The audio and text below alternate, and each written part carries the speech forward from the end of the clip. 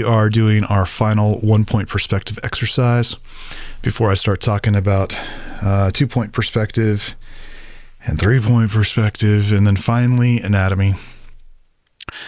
The big thing that I want you to see in this particular exercise, this is the classic hallway drawing exercise. The big thing that I want you to see in this exercise is how you actually use the boxes. What I'm doing right now is I am creating a, I put a vanishing point in the center of the page, roughly.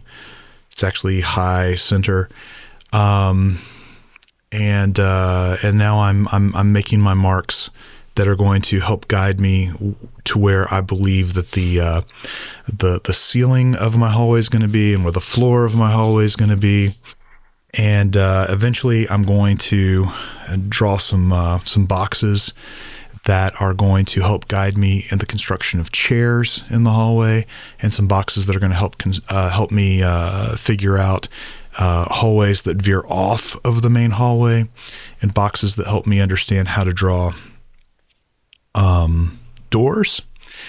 And I'm going to do some planes as well in 1-point perspective that help me understand how to do things like shoe molding and plaques and things that are hanging on the wall. And I'm going to obscure some perspective for some things that are pieces of paper that are sort of floating, having been tacked up on cork boards or whatever, but kind of fallen off. And that's really the idea.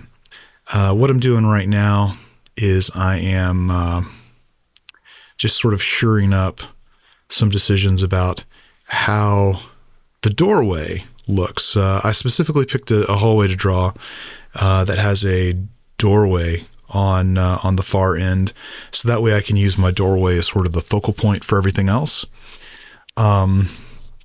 I also picked a hallway that has some texture in the carpet, so that I can do a little bit of that and show how that can also fall into perspective. And right now I am drawing all of this with a very, very, very light gray watercolor pencil. I've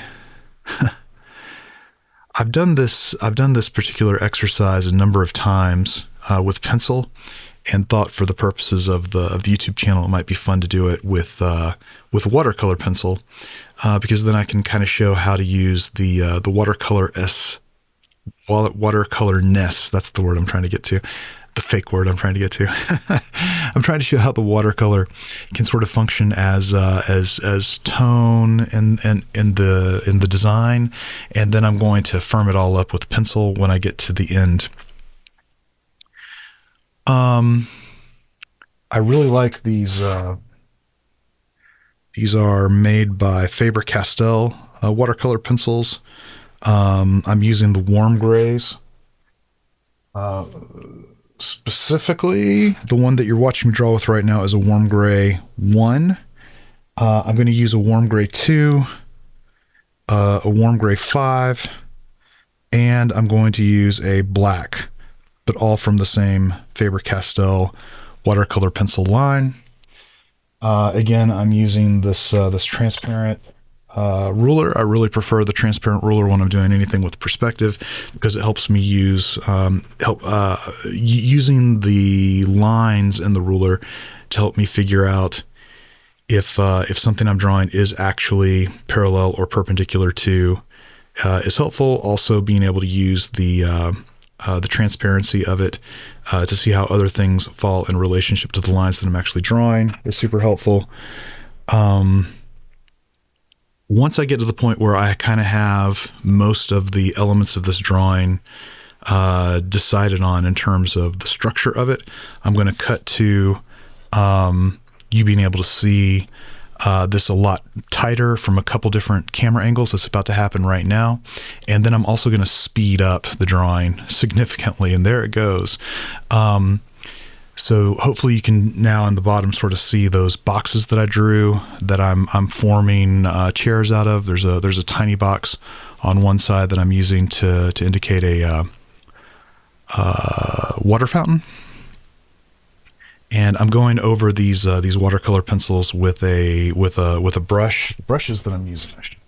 Well, these are made by a company. The company's called Creative Mark, and the line of brushes are called Beste, Beste. And specifically, I'm using a flat 12, a flat 6, and a round 2. Okay, so hopefully you're seeing that that there are a couple things happening right now.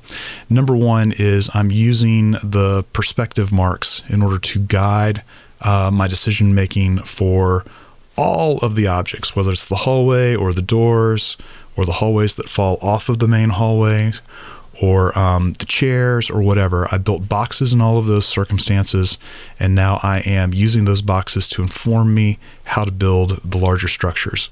Another thing that's going on here is that I'm using the thing that we talked about when we were drawing objects out of shapes.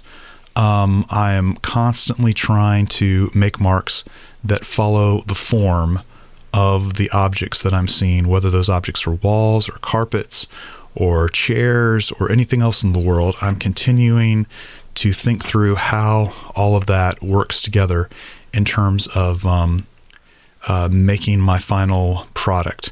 Another thing that I want to mention here is that I like these sped up videos because they give you a sense of everything that happened in a quick amount of time. But one thing that I don't like about the sped up videos is that I think it gives people a sense of things being easy. And I want you to know that this entire drawing took me about 2 hours to finish.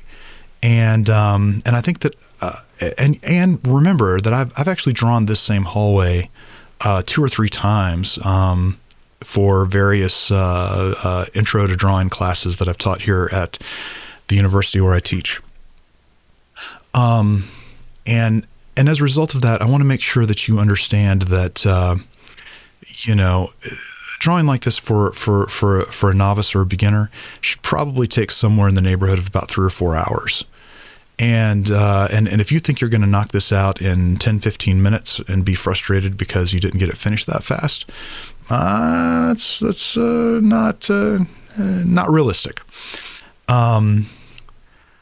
I go through this thing a lot where I'm showing people, how to draw, and they get really frustrated with themselves because they can't draw as fast, or they can't draw as cleanly, or they don't see the forms as well. And I just want to tell you, I go through all that too.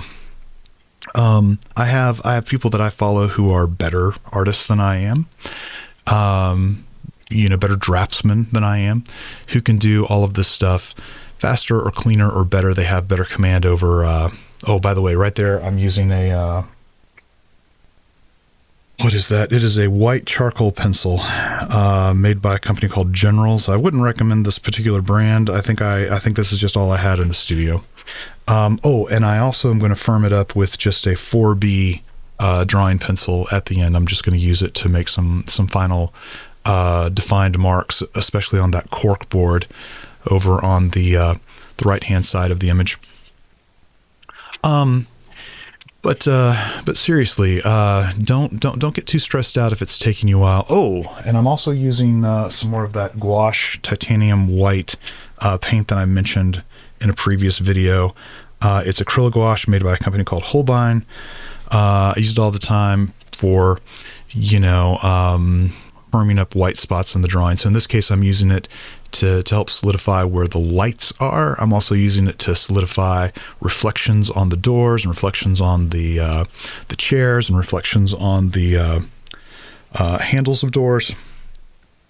And I even used it a little bit to deal with some reflections on some of the shoe molding, which is not, legit molding. It's like plastic or something, so it's got like a high degree of shine near the top where it's reflecting the light from the overhead lights. And lastly, I'm going to pull the tape off of it. One of the things that I mentioned in a previous video was this idea of trying, even though you're only doing drawing exercises, trying to make clean finished pieces.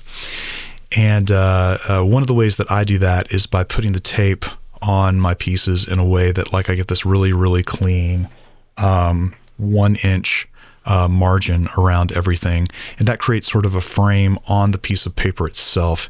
And that's a trick I use a lot when I'm at conventions and things and making commissions for people. It leaves the final piece with this sense of being, really finished. And when people get it, it seems like it's just a smidgen more professional of a finished piece than you would otherwise see. All right, see you next time.